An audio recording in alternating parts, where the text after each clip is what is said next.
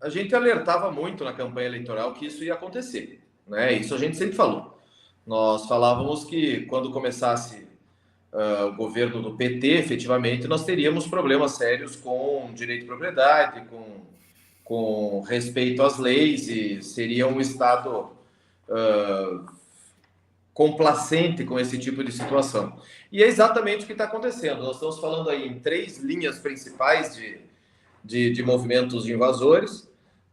Esse do Vale lá do Paranapanema, que é o caso do José Rainha, que esse é um bandidinho daqueles de quinta, aqueles bandidos contumaz, que já tem condenação por homicídio, tem condenação por peculato, só não está preso ainda, ou de novo, porque está com mandado de segurança. Então é um cara que só vê a história dele no Espírito Santo, no sul da Bahia, no interior de São Paulo, que a gente sabe o nível da baixaria que é lidar com um sujeito como esse. E ele fez esse movimento de invasões ali na região, inclusive, eu vendo a matéria aí, tem Apucarana, que é um município que, inclusive, eu tenho apoio político aqui, que é no Paraná, e tem advogado por meio, tem achaque, tem estelionatário, tem tudo, que é o modus operandi desse povo. Aí, quando você vai fazer o link com aquelas invasões do sul da Bahia, e tem mais de 40 propriedades invadidas no sul da Bahia, tem muita propriedade que tem problema de documentação, tem muita propriedade que é invasão por índios, mas tem alguns casos, e graves casos, de invasão de sem terra, no norte do Espírito Santo e no sul da Bahia, que aí tem político por trás. Tem gente que anda todo dia em Brasília, tem gente que anda nos governos do estado, tem político envolvido, e fazendo exatamente o que o Zé Rainha faz. Invade a terra, depois ele arrenda do sem terra, cobra para usar a terra de volta, e assim vai. É grilagem social que chama, entre aspas, né?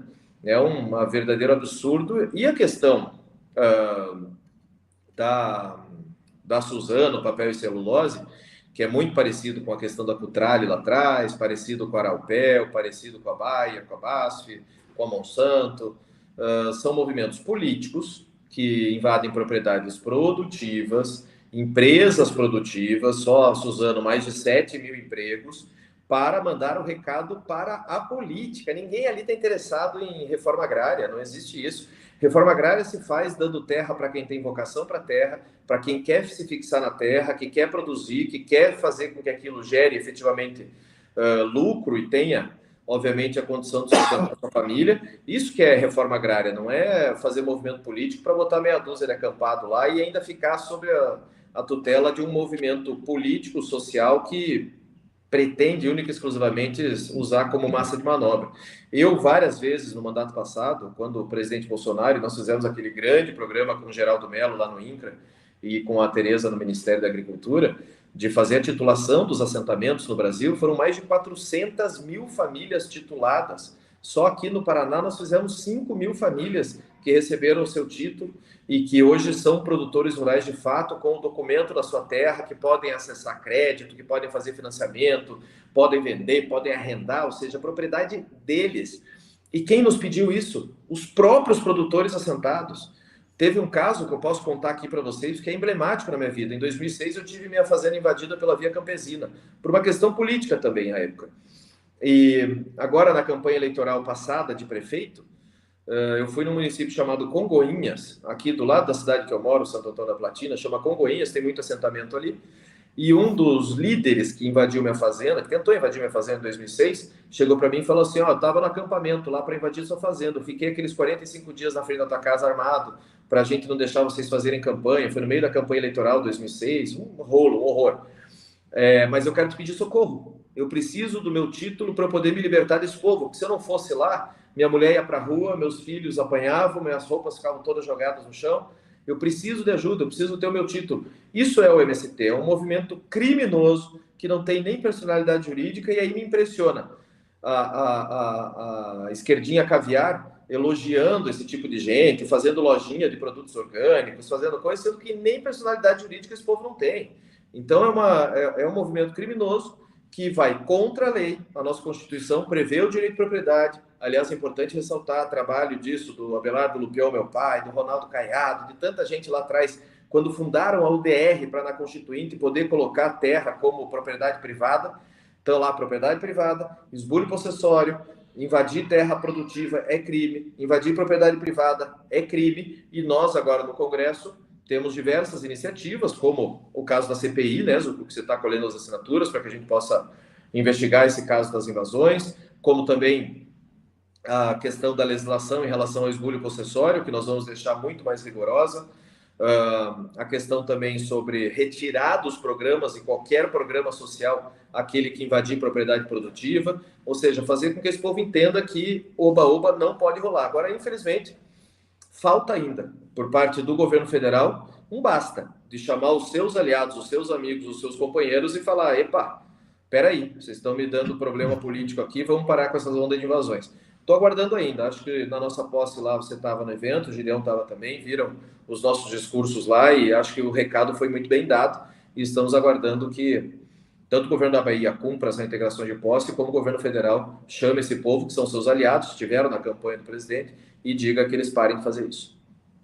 Gente, vamos compartilhar, vamos compartilhando, vamos entrando. Nós vamos convidar, Gustavão, eu quero que tu também faça um comentário sobre a ideia do teu projeto, que a gente acabou levando para o Congresso Federal, mas está aqui, junto com a gente, um ex-integrante do MST, Pedro Pôncio, que hoje ele vai poder também passar um pouquinho do modus operandi. Então, enquanto o Pedro Pôncio vai entrar na nossa live, eu peço que o Gustavo aí comente a ideia do projeto e o que ele está vendo também desses fatos. Gustavão, boa noite, meu irmão. Boa noite, gente. Boa noite, deputado Pedro Lupion. Boa noite. O Gideão já dispensa maiores apresentações, é o nosso craque do agronegócio aqui. Eu queria levantar uma questão para vocês que me parece sistêmica e ela envolve algo muito maior do que o MST. É um método que vai sendo adotado no Brasil para a implantação do socialismo e do comunismo. Uma decisão do ministro Barroso estabelecendo uma regra absurda para a reintegração de posse, na minha opinião, foi o ponto de partida, o start para essa esculhambação que nós estamos vivendo hoje. E, a bem da verdade, não tem outra palavra para definir. É uma esculhambação.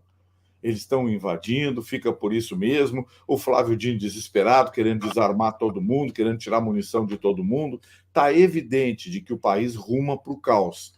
Como é que a gente impede esse caos? Eu apresentei um projeto nessa semana aqui na Assembleia Legislativa do Rio Grande do Sul, retirando de qualquer tipo de programa social estadual, bem como participação em concursos públicos, ocupar cargos em comissão, contratar de qualquer forma com o Poder Público do Estado do Rio Grande do Sul, qualquer pessoa que seja identificada como invasora ou ocupante ilegal de áreas de terra.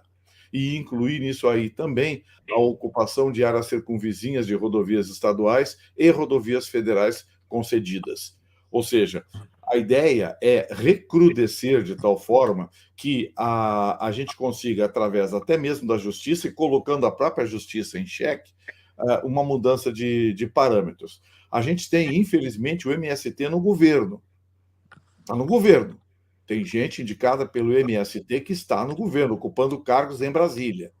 Então, é preciso que a gente pense de uma forma muito forte, porque esse presidente que está lá, esse sujeito que está hoje na cadeira presidencial, que encontrou 60 milhões de votos nos computadores do TSE, esse cidadão já disse: o agronegócio é fascista, disse que ia não ser assim, que ia mudar, que esse negócio de fazendeiro, que isso e que aquilo. Ou seja, disse besteira, avisou que ia chamar o MST para o governo, e o que está acontecendo é isso. Então, eu vejo assim, é preciso um movimento muito forte, muito significativo, para que a gente acorde a nação para o que está acontecendo. Porque, infelizmente, a perspectiva diante do que nós estamos vendo aí é que muito em breve a gente vai ter sangue.